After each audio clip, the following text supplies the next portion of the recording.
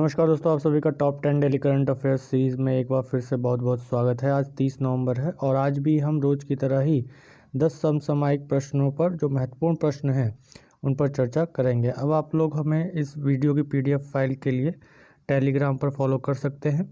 Telegram पर इस video की PDF फाइल आपको उपलब्ध हो जाएगी और इस वीडियो को अंत तक देखें और ज़्यादा से ज़्यादा अपने दोस्तों में शेयर करें और जिन लोगों ने अभी तक हमारे चैनल को सब्सक्राइब नहीं किया और सब्सक्राइब भी जरूर करें। तो चलते हैं कल के वीडियो के अंत में पूछे गए प्रश्न पर। तो कल के वीडियो के अंदर पूछा गया प्रश्न कुछ इस प्रकार था कि निम्नलिखित में से कौन सा नेविगेशन प्रणाली रूस की है। ऑप्शन थे ग्लोबल पोजिशनिंग सिस्टम, ग्लोनास, नाविक या इनमें से कोई नहीं। तो इसका आंसर होगा ग्लोनास। ग्लोनास नेविगेशन प्रणाली रूस की है। ग्लोबल पोजिशनिंग सिस्टम यानी कि GPS अमेरिका की है और नाविक अभी हाल ही में लॉन्च हुई इंडिया की है, जिसको मान्यता IMO द्वारा दी गई है। चलते हैं अगले प्रश्न पर। जो आज का हमारा पहला प्रश्न है वह कुछ इस प्रकार है कि हाल ही में पर्यावरण मंत्रालय ने सौंग डैम पेयजल परियोजना के लिए फंड आवंटन की घोषणा की है। इस डैम का निर्माण किस राज्य में किया जा रहा है। ऑप्शन है उत्तर प्रदेश, उत्तराखंड, झारखंड, हिमाचल प्रदेश। तो इसका आंसर होगा उत्तराखंड। केंद्रीय पर्यावरण, वन और जलवायु परिवर्तन मंत्रालय ने उत्तराखंड के देहरादून में सौंग डैम पेयजल परियोजना के लिए 1100 करोड़ रुपए के फंड के आवंटन की घोषणा की है और इस परियोजना का उद्देश्य देहरादून शहर को 24 घंटे पेयजल उपलब्ध कराना है और इस सौंग नदी पर बनने वाले इस बांध के कारण रिस्पना नदी का पुनरुद्धार होगा, जो कि इसकी सहायक नदी भी है। सौंग उत्तराखंड की सबसे बड़ी नदियों में से एक है जो 190 किलोमीटर दून घाटी में बहती है और ये सोसुबा नदी की सहायक नदी है। और सोसुबा सहायक नदी है किसकी? गंगा की। सोसुबा सहायक नदी है, सोंग सोसुबा की और सोसुबा गंगा की सहायक नदी है। उत्तराखंड की राजधानी गैरसैंण है, जो कि गर्मियों में होती है राजधानी, और देहरादून सर्दियों की राजधानी है। इसके मुख्यमंत्री त्रिवेंद्र सिंह रावत हैं और राज्यपाल बेबी रानी मौर्य। उत्तराखंड में लिपुलेख दर्रा जो हाल ही में समाचारों में बना रहा, भारत और नेपाल और चीन के को जोड़ने वाला एक त्रिकोणीय जंक्शन बिंदु है और यहाँ पर नेपाल और भारत के मध्य काला पानी विवाद रहा था। अगर ये मानचित्र पर इसकी लोकेशन देखें तो उत्तराखंड उत्तर भारत में पड़ने वाला एक पर्वतीय राज्य है और ये हिमाचल प्रदेश, हरियाणा और उत्तर प्रदेश 3 भारतीय राज्यों के साथ सीमा साझा करता है और चीन एवं नेपाल के साथ अंतर्राष्ट्रीय सीमा साझा करता है। काला पानी विवाद और लिपुलेख जो है वो मानचित्र पे अगर हम देखें तो यहाँ इस क्षेत्र में आएगा, जो कि जहाँ नेपाल, चीन और भारत की सीमा एक जगह लगती है, त्रिकोणीय जंक्शन की तरह। चलते हैं अगले प्रश्न पर। अगला प्रश्न है हमारा कि पृथ्वी विज्ञान मंत्रालय ने हाल ही में हिंद महासागर में खोज के लिए किस मिशन की शुरुआत करेगा। ऑप्शन है Hind mission, deep ocean mission, महासागर मिशन, समुद्रम मिशन। तो इसका आंसर होगा डीप ओशन मिशन। पृथ्वी विज्ञान मंत्रालय एक महत्वाकांक्षी डीप ओशन मिशन शुरू करेगा और इस मिशन का उद्देश्य समुद्र के गहराई में पॉलीमेटेलिक नोडल्स को खोजना है और उनको बाहर निकालना है। और इस अभियान के माध्यम से हिंद महासागर में भारत की उपस्थिति भी महत्वपूर्ण होगी, भारत की उपस्थिति भी बढ़ेगी। पॉलीमेटेलिक नोडल्स का आकार छोटे आलू की तरह होता है, जो मैग्नीज, निकेल, कोबाल्ट, तांबा और लोहे के हाइड्रोक्साइड जैसे खनिजों से बने होते हैं। ये लगभग 6000 मीटर की गहराई पर हिंद महासागर की सतह पर बिखरे हुए हैं, जिनका आकार कुछ मिलीमीटर से सेंटीमीटर के बीच हो सकता है। इन धातुओं का इस्तेमाल इलेक्ट्रॉनिक उपकरणों, स्मार्टफोन, बैटरी और सोलर पैनल को बनाने में किया जाता है। अंतर्राष्ट्रीय समुद्री प्राधिकरण एक ऑटोनॉमस इंटरनेशनल ऑर्गेनाइजेशन है जो गहरे समुद्र में खनन के लिए क्षेत्र आवंटित करती है, यानी कि जो क्षेत्र जहां पर कोई देश खनन करना चाहता है उसका आवंटन कौन करेगा? अंतर्राष्ट्रीय समुद्री प्राधिकरण करेगा। इसकी स्थापना 1982 में संयुक्त राष्ट्र समुद्री कानून पर अभिसमय यानी United Nation Convention on the law of sea के तहत किया गया था। 1982 में इसकी स्थापना हुई किसकी? अंतर्राष्ट्रीय समुद्री प्राधिकरण की। तो डीप ओशन मिशन एक महत्वपूर्ण मिशन है जिसमें पॉलीमेटेलिक नूडल्स को खोजा जा रहा है और इसमें सबसे अधिक मात्रा किसकी है? मैंगनीज की सबसे बड़ी मात्रा है। चलते हैं अगले प्रश्न पर। अगला प्रश्न है हमारा कि हाल ही में रोच मार्क क्रिश्चियन कवेरो ने निम्नलिखित में से किस देश के राष्ट्रपति के रूप में दूसरा कार्यकाल शुरू किया है? ऑप्शन है अल्जीरिया, बुर्किना फासो, घाना, टोगो। तो इसका आंसर होगा बुर्किना फासो।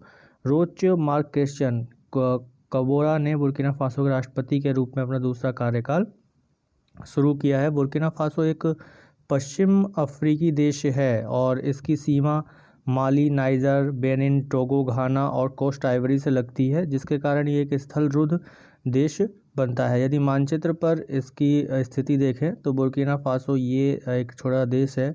इधर माली, नाइजर, बेनिन, टोगो, घाना, कोस्ट आइवरी ये देश इसको चारों तरफ से घेरे हुए, इन सभी देशों से इसकी सीमाएं लगती हैं। और इसके साथ साथ एक महत्वपूर्ण तथ्य यह भी है कि बुर्किना फासो वही उन देशों में शामिल है जहां से ग्रीनविच रेखा होकर गुजरती है। ग्रीनविच रेखा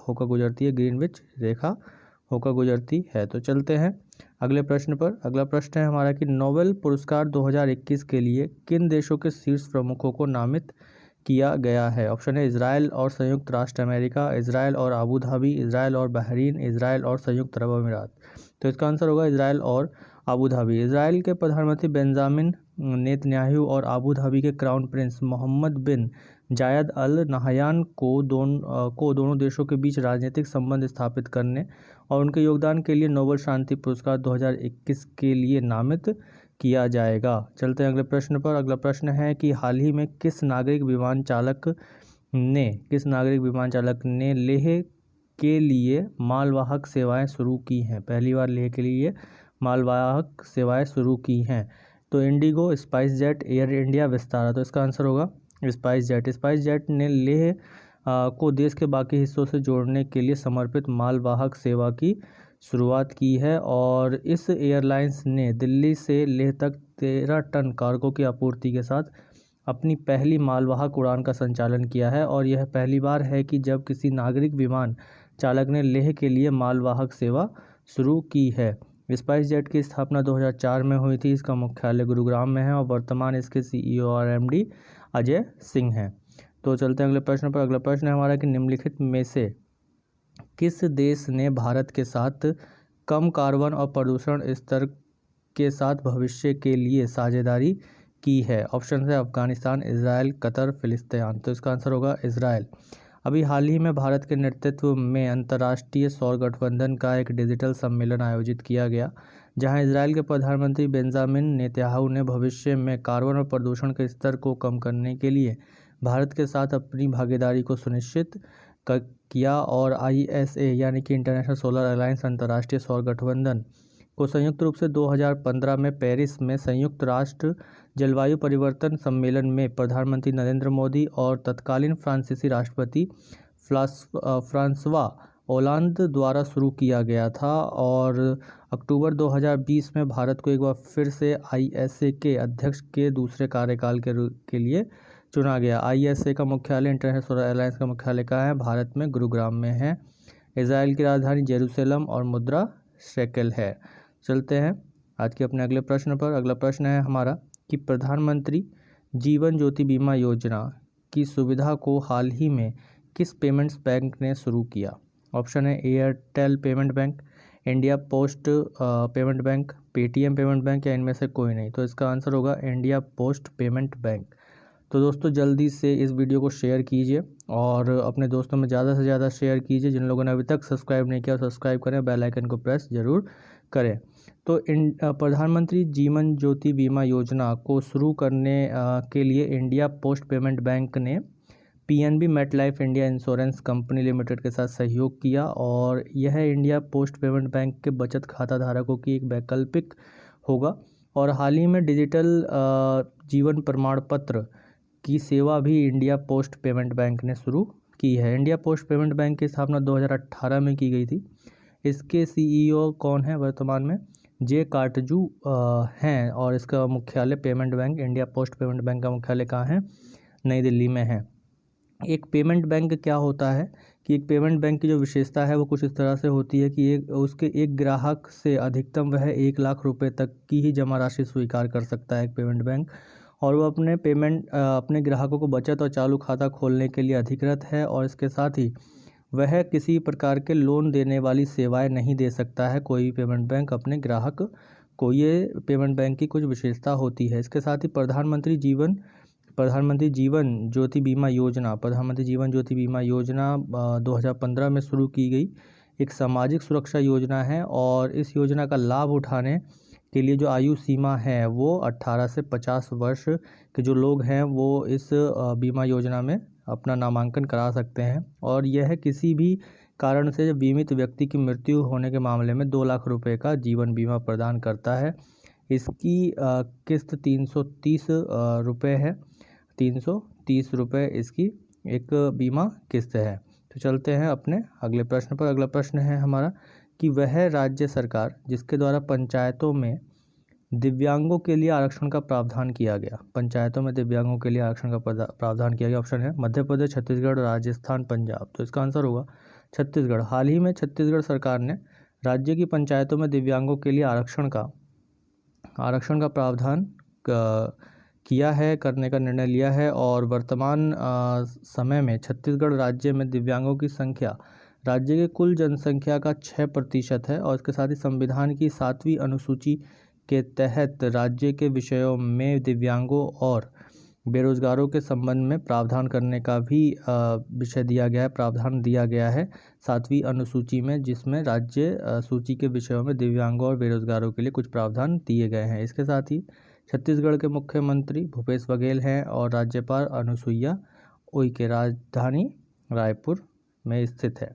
तो चलते हैं अगले प्रश्न पर। अगला प्रश्न है हमारा कि नासा द्वारा प्रक्षेपित कोपरनिकस सेंटिनल-6 माइकल फ्रीलिच उपग्रह का उद्देश्य है क्षुद्र ग्रह निगरानी, महासागर निगरानी, आकाशगंगा निगरानी, सैन्य उपग्रह। तो इसका आंसर होगा महासागर निगरानी। नासा ने उपग्रहों की निगरानी करने के लिए कोपरनिकस सेंटिनल-6 माइकल फ्रीलिच उपग्रह को लॉन्च किया, और इस उपग्रह को स्पेसएक्स फॉल्कन 9 रॉकेट से लॉन्च किया गया। और यहाँ जो इस उपग्रह का नाम है माइकल फ्रीलिच नाम दिया गया है। माइकल फ्रीलिच एक समुद्री वैज्ञानिक हैं जो अभी हाल ही में नासा से रिटायर्ड हुए हैं। नासा के ये वैज्ञानिक हैं। कौन? माइकल फ्रीलिच, और समुद्र वैज्ञानिक है जो अभी नासा से रिटायर हुए हैं, तो उनके सम्मान में इसका नाम रखा गया है। अगला प्रश्न है कि किस राज्य ने कोविड-19 के खिलाफ लोगों की सुरक्षा सुनिश्चित करने के लिए राज्य में हिम सुरक्षा अभियान शुरू किया है। ऑप्शन है उत्तराखंड, हिमाचल प्रदेश, आंध्र प्रदेश, कर्नाटक। तो इसका आंसर होगा हिमाचल प्रदेश। हिमाचल प्रदेश सरकार ने अपने राज्य में सुरक्षा व्यवस्था को बढ़ावा देने कोविड से सुरक्षा व्यवस्था को बढ़ावा देने के लिए हिम सुरक्षा अभियान की शुरुआत की मुख्यमंत्री जयराम ठाकुर के द्वारा। यहाँ के राज्यपाल कौन हैं? यहाँ के राज्यपाल हैं बंडारू दत्तात्रेय, और राजधानी इसकी शिमला जो गर्मी के लिए है, और सर्दियों के लिए राजधानी धर्मशाला है। तो ये थे हमारे आज के 10 सबसे महत्वपूर्ण प्रश्न। चलते हैं वीडियो के अंदर पूछे जाने वाले प्रश्न पर। तो वह कुछ इस प्रकार है कि निम्नलिखित में से किस देश में भारत शहतूत बांध का निर्माण करेगा? ऑप्शन है ईरान, अफगानिस्तान, बांग्लादेश, नेपाल। तो इसका आंसर आप सभी को कमेंट बॉक्स में देना है। ज़्यादा से ज़्यादा कमेंट कीजिए, कमेंट बॉक्स में आंसर दीजिए। और जिन लोगों ने अभी तक हमारे चैनल को सब्सक्राइब नहीं किया, सब्सक्राइब करें। और वीडियो आप लोगों को अच्छी लगी हो तो ज़्यादा से ज़्यादा अपने दोस्तों में शेयर करें। बहुत ही महत्वपूर्ण प्रश्नों को हमारे इस कार्यक्रम में चर्चा किया जाता है, जो लगातार सभी प्रश्नों में महत्वपूर्ण बने हुए हैं और आते भी हैं। तो इस वीडियो की PDF फाइल के लिए आप लोग हमें टेलीग्राम पर फॉलो कर सकते हैं। टेलीग्राम पर आपको इसकी PDF फाइल उपलब्ध हो जाएगी। धन्यवाद।